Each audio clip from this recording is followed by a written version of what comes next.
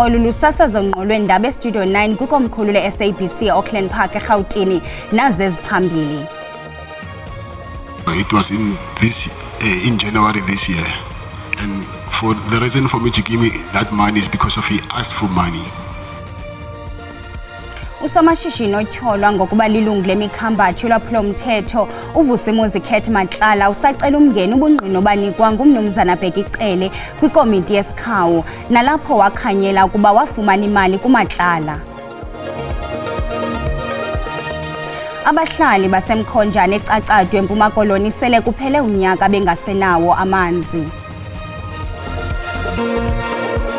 Botani Mzikantu namhlanje livunyiwe idinga siniphakela indaba kweli jelo singaphosanga amaseko masinirhabulise kwibhekile yasemini nje. Usomashishini otyholwa ngokuba lilungu lemikhambathi lwaphulomthetho nojongene nesityholo sokuzama ukubulala uVusimuzi Khet Matlala usamile kwelicela umngeni ubungqina obanikwa ngoyisakuba ngumphathiswa wamapolisa umnumzana Bhekicele kwikomiti yesikhawu yepalamente nalapho umnumzana Cele wakhanyela ukuba wafumana imali kuye mnumzana Matlala. Umnumzana Matlala ungene kusuku lwesibini enika ubungqina bakhe kule komiti kwisession eqhutyelwa kwintolongo iRhosi Mampuru ePitoli. Umnumzana Matlala umile kwelicela umngeni ubungqina obanikwa kule komiti yesikhawu ngumnumzana Bhekicele ongumphathiswa wamapolisa esithi noko kwaCele wacezela kude nenyaniso. Uqhube wathi umnumzana Cele wacela umhlawuli isihlwentshwe sesigidi serandi esithi wamnika isiqingatha sesigidi serandi. Uthe ezisiqingatha sesigidi serandi wasihlawula ngezavenge ezimbini esokuqala i-300,000 awamnika umnumzana Cele kumzi wakhe namnumzana Matlala ngoJanuary zesinye isavenge se-200,000 kwintsuku ezilandelayo kamva. Uthe i-500,000 yokugqibela ukwenza isigidi serandi zangayihlawule kuba wayeka kwa ukuphendula iminxeba kamnumzana Cele. I offered him the first payment, it was 300,000. So it was in January this year, and for the reason for me to give me that money is because of he asked for money. He asked for the money? Yes. Did he mention 300,000 rand? No, he actually wanted 1 million rand. He actually wanted 1 million? Yes. And your response was, I can't give you 1 million, but I can give you 300,000. No, I didn't give him 300,000. I gave him 3, and then again I gave him 2, like I mentioned. And the day I decided to stop, I was supposed to give him 300,000 again. But that never happened. It's when I decided to stop taking his calls. Ebuzwa ngokuba isithonga sengxelwe ngaka ngokuthusa kutheni singekho kwingxelo yakhe efungelweyo, umnumzana Matlala uthe kunzima ukuqamela ngenqindi entolongweni kuba khange abe nalo ithuba elaneleyo namagqwetha akhe ukwenza ingxelo efungelweyo kulungiselela ukuvela kwakhe kule komiti. Uzaqhuba umnumzana Matlala nokunika ubungqina bakhe kule komiti yesikhawu yepalamente kwaye kulindeleke ukuba aqhube de kube ngomso. Umbutho ngekho phantsi korhulumente iGoodman Foundation umemelela uluntu kuba lubambisane ukulwa ubundlobongela obusekelwe kwisini nokuxhatshazwa kwabantwana namanina. Oku nanjengoko uMongameli Cyril Ramaphosa ebhengeze esi sithwakumbe njengentlekele kuzwelonke. Lo mbutho ububambe umngcelele kwibala lemidlalo iElkha eSoweto. Namhlanje inhlangano iGoodman Foundation ila enkundleni yezemidlalo iElkha Stadium njengoba ke ishaya phansi ngonyawo ithi akuphele nya udlame lokuhlukunyezwa kwabesifazane kanye nezingane uzokhumbula ukuthi uMengameli wezwe uCyril Ramaphosa uhlonze njengenhlekelele ebhekene nezwe isihlava lesi sokuhlukunyezwa kwabesifazane kanye nezingane. Uzokhumbula ukuthi ke nabantu ke abavela eindaweni zasemakhaya amakhosi kanye nezinduna bayingxenye yalokukhuza lomshophi kanti ke ikhona ke inkosi ke uKhumalo okuyena ozosichazela ukuthi yini ngempela okumele yenziwe ukuze kuqedwe nya ngalolu dlame bayede. Sibonge kakhulu ngesikhathi sakho. Sicela nje uchazele umbukeli wethu esekhaya ukuthi yini okumele yenziwe ukuze kuphele nya ngalolu dlame lokuhlukunyezwa kwabesifazane nezingane. Ngiyakuzwa okubaleke kakhulu kuba kubuyele kuNdalashi. uNdalashi ke indlela yakudala emangunini ayiphila ngayo amanguni kubuyele emakhosini amadala ukuqikelele kakhulu ukuthi isintu sifundiswe kakhulu, isintu sakithi samanguni, omunye nomunye ahloniphe omunye, ngoba kuze kube manje nje udlame ingoba kusahlonishwana. Ubukelo indaba ze-SABC lo ebenikhuluma naye inkosi umzazela Khumalo, kanti uyasichazela ukuthi ke amakhosi nawo aneqhaza okumele alibambe. Uzokhumbula ukuthi njengoba bese ngishilo ukuthi ke uhulumeni ezingeni likazwelonke usehlonze lolu dlame lokuhlukunyezwa kwabesifazane kanye nezingane njengenhlekelele ebhekene nezwe, kanti silindeleke ukuthi ke inhlangano iGoodman Foundation imashe izungezele inkundla ezemidlalo ebese ke iyabuya njengoba ishaya phansi ngonyawo ithi akuphele nya ukuhlukunyezwa kwabesifazane kanye nezingane. Umphathiso wezokhuselo namaqala omkhosi uAngie Motshekga uthi elisebe livile ngabemibeli abaxinge eRussia kwaye lithethathethana namagunya afanelekileyo ukukhawulelana nale meko. Umphathiso uMotshekga uvakalise oku kumhlangano wesine we-exercise Vukuhlome obubanjelwe kwiziko lomkhosi welihutla eMntla Koloni. Kubonakala ukuqina umqolo kanye nokuxhoba nkalo zonke. Amadoda nabasetyhini kumkhosi weli balungele konke futhi basesweni lokhozi. Lo msitho ufince inqanaba elingundoqo lokunqinisisa imo yokulungela komkhosi weli ukuba uhlome uhlasele. Kambe ke umphathiswa wezokhuselo namaqala omkhosi uAngie Motshekga uphefumle ngomba wabemibeli abaxinge eRussia. We are very much aware. It's led by your intelligence section, but we are also from the presidency. So we are conscious, we are aware, we're engaging also with the Russian government, but because matters are still at a sensitive stage, I don't wish to continue that matter, but we are aware and we are also engaging to see if we can assist.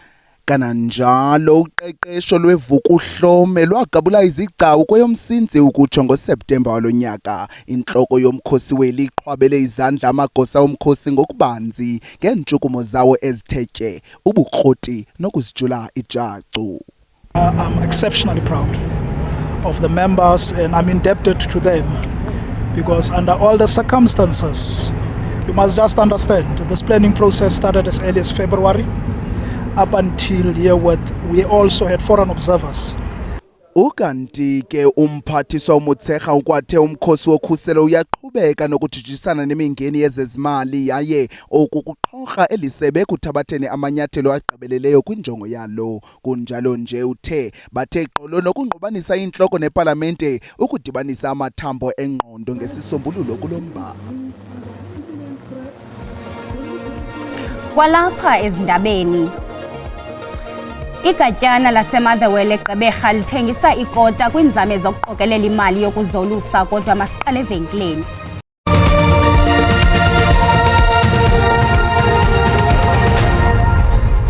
Sinamkele kwakhona kwindaba zelijelo uyakwazi ukubukela kwakhona ezindaba kwijelo leYouTube uthi SABC indaba zesiXhosa.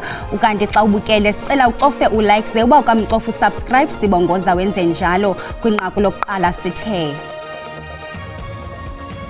Usomashishini otyholwa ngokuba lilungu lemikhambatho lwaphulomthetho nojongene nesityholo sokuzama ukubulala uVusimuzi Khet Matlala usamile kwelicela umngeni ubungqina obanikwa ngoyisakuba ngumphathiswa wamapolisa umnumzana Bheki Cele kwikomiti yesikhawu yePalamente. Nalapho umnumzana Cele wakhanyela ukuba wafumana imali kuye mnumzana Matlala. Umnumzana Matlala ungene kusuku lwesibini enika ubungqina bakhe kule komiti kwiseshoni eqhutyelwa kwintolongo iRhosi Mampuru ePitoli.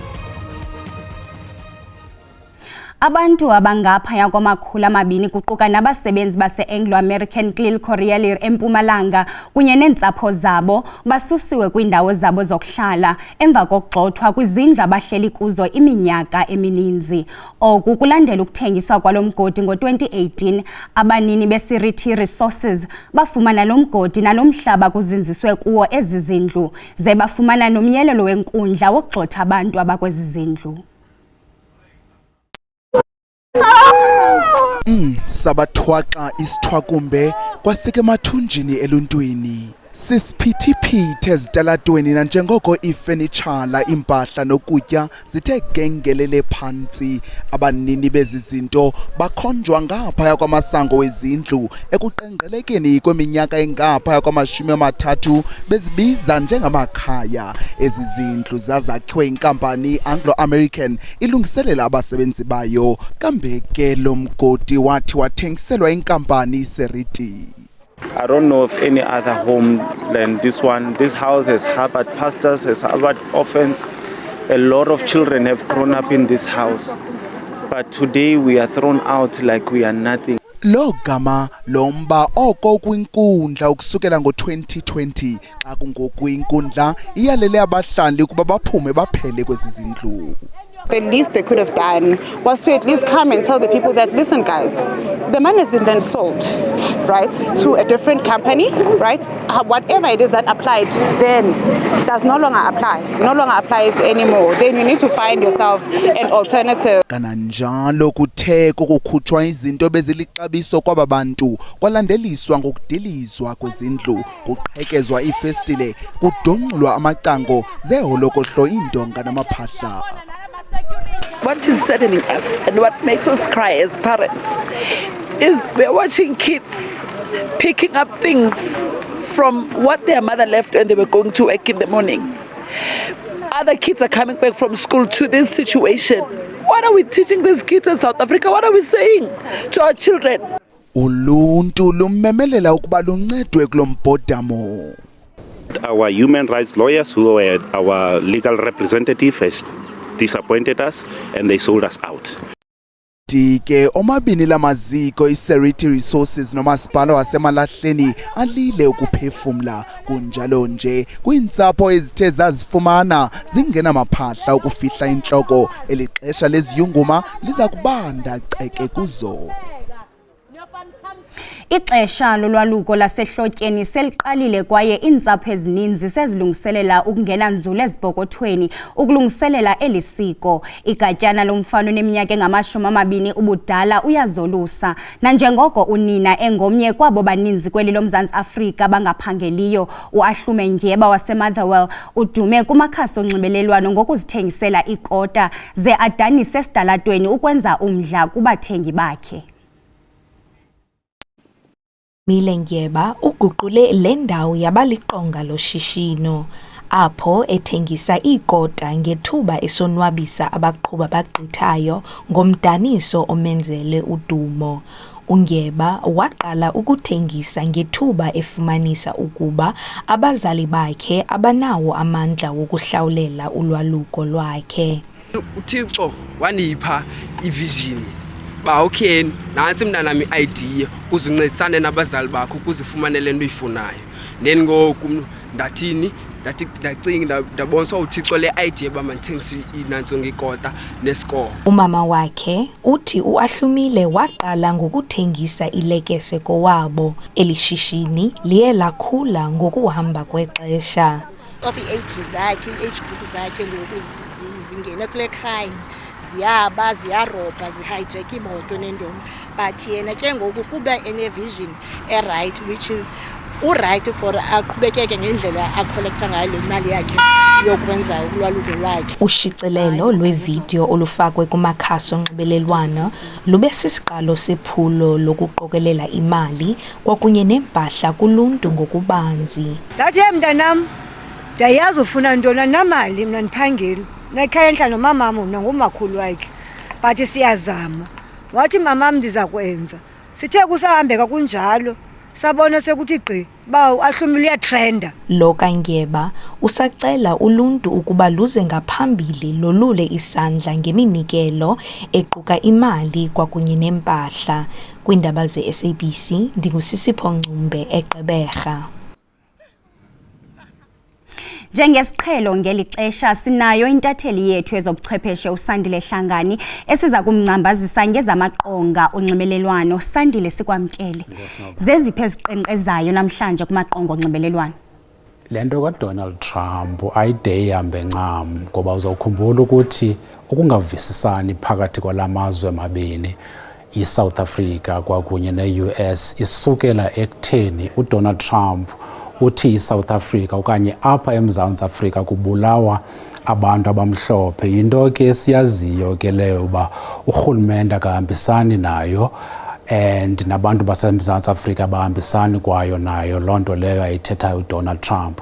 Kodwa yona nto ibalulekileyo ixhalabisa abantu kukuba uzawukhumbula ukuthi zikhona ii-initiatives ezininzi uDonald Trump okanye i-US, ngoba ezo zinto aziqalanga ngosekufike uDonald Trump, ezixhaswa lilizwe laseMelika, ukuquka i-initiative ezinceda abantwana okanye abantu abahlelelekileyo kwakunye nee-researchers ezikwi-universities. Ezinye ke zizimele azikho kwi-universities. Zizinto ke sizibona ezo ke zithi zidale amathuba emisebenzi. Yile nto ke yenza inkxalabo kakhulu kwilizwe loMzantsi Afrika. Abahlalutyi bezopolitiko ke bathi ke asikho isidingo sokuba eli lizwe lixhalabe, ngoba iSouth Africa iyile nto kuthiwa yi-founding member ye-G20, nangona ke ngoLwesithathu losisuka kuyo ewa-announce uDonald Trump ukuthi ke eli lizwe laseMzantsi Afrika alizoparticipate kwi-G20 2026 ezawube iseMiami kunyaka ozayo. Kwesibini ke nangona ke kula ad hoc committee apho kuvele khona ke uKurt Matlala ethetha ngento yoba okanye ke efaka izityholo kubheka icala, abantu abayihoyanga kakhulu loo nto leyo. Kodwa eyona nto bagxile kuyo abantu noba kukuba yilaa nto yoba ebenxibe iimpahla ezexabiso okanye ezibiza kakhulu. Iyabaxhalabisa abantu kule nto bayitshoyo ke bathi ke ziimali zabo ezi, ngoba babhatala i-tax. Xa bezayibona i-tax yabo ityiwa ngendlela yokokuba abantu bathatha i-tenders bawugqiba bathenge impahla zexabiso eliphezulu, njengoba besimbona ke uKurt Matlala okanye siqhubeka simbona evela phambi kwale komiti ngeempahla ezi-expensive. Abahlalutyi bezopolitiko ke into abanenkxalabo abayiyo kukuba kulo nyaka uzayo izawuba zii-local government elections. Ii-politicians ezininzi ke ziyabandakanyeka ke okanye ziyatyholwa ubuninzi bazo kule nto ke yeMadlanga Commission nezi zinto zoKurt Matlala. So yile nto bayitshoyo ke abahlalutyi bezopolitiko ukuthi izawuba nefuthe kwinto ye-local government election kunyaka uzayo. Kokugqibela ke noba sizawuyazi ukuthi ke ngomso yi-Black Friday, yenye yee-trends ke zihamba phambili ku-X okanye ke kuTwitter, abantu bamazi njengoTwitter. Abantu ke siyabacebisa ke noba xa beshophisha online okanye behamba bebheka ezivenkileni baze balumkela aba bantu sibabiza ngoba zii-cyber criminals, ngakumbi aba bantu bashophisha online. I-Black Friday ikuvumela ke ungumntu apho ekhaya ukuthi uhambe uye evenkileni uye ushophisha okanye ke uyenze online. Kukhona into kuthiwa yi-Cyber Monday. I-Cyber Monday yawuthetha ukuthi loo nto leyo ke ivumela abantu ukuthi bashophishe online only. Ngabona abantu ke bafaneleke ukuba baqaphele. Sibambe ngazibini kwesandile. Nkosi. Abahlali kwilali Mkhonjane eCacadu eMpuma Koloni sele kuphele unyaka bengasenawo amanzi. Kunyanzeleka bathenge amanzi kubanini beedonki nezigadle ezibankinkishela amanzi. Abahlali bamemelela kurhulumente ukuba angenelela nikezele ngamanzi ebantwini. Ezi zilwanyana ziba luncedo ngamaxesha nzima okunqongophala kwamanzi kule lali. Iimpompo zomenko kwaye neenjini zamanzi azisasebenzi. Abahlali bacinga ukuba ukunqongophala kwamanzi kukunyashwa kwamalungelo abo. Amanzi siyawathenga apha kule ndawo uze sibe nawo. Kwakulo nyaka kuphele besiwathenga amanzi. Amanzi anqabile idebha ziphuma imani. Umphanda yi-R80. Subuze ke ntombi umuntu kule mali sipeyayo ungayiduna naleyo uhlambe kuwo utye kuwo ufide impahla kwakula manzi. Umasipala ukhalazela ukubiwa nokonakaliswa kweenjini zamanzi kwaneempompo ngale ngxaki.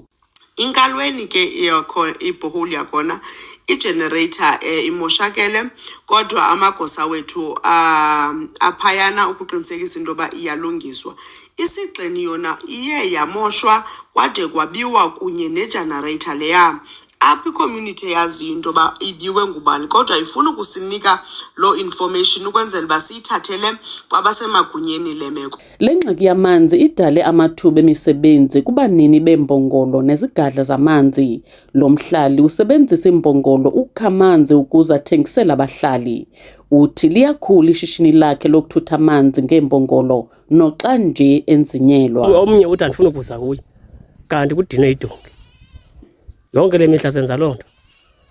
Kodwa ke nakuloo nto ke ndiphinda nam ndithi singachanakala kodwa xa noba khona la manzi uba kaloku sizusebenza. Ngoku into esiyenzayo kuba ke sinezitransport sinazo singabanye indim ndodwa siye sibancede ke ngokukha amanzi sibagalele emigqomeni kodwa ke siyabathengisela. Umasipala waseChris Hani uthi bathumela izigadla zamanzi kule lali uqinisekisa ukuba bafumana amanzi. Kwiindaba ze-SABC ndingufundiswa Mhlekude eCacadu. Kwezemidlalo, umqeqeshi weStellenbosch FC uSteve Barker uthemba ukuba ukubuya kweqela lakhe libethe iOrbit College ngamanqaku 2-1 kuza kuba yinkuthazo kwiqela lakhe ukubheka phambili kule season.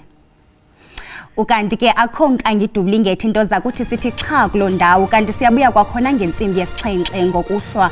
Hlangabezana ugxa bethu ngecala emva kwentsimbi yesihlanu beniphakela indaba ngolwimi lweSwati. Desidibane kwakhona kamnandi into zakuthi.